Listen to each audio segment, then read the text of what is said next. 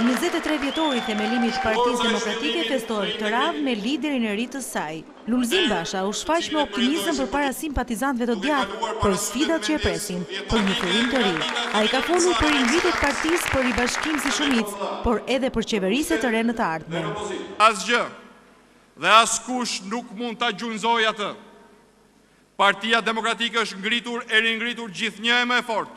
Ne do ta ringrejmë fuqinë e Partisë Demokratike me të njëjtën forcë që u themelua 23 vjet më parë për ta kthyer aty ku e ka në drejtim të projektit të Shqipërisë së zhvilluar, Shqipërisë moderne dhe europiane. Në sallë për të festuar krijimin e forcës së parë opozitare në vend, ishte edhe kryetari historik i Partisë Demokratike, Sali Berisha.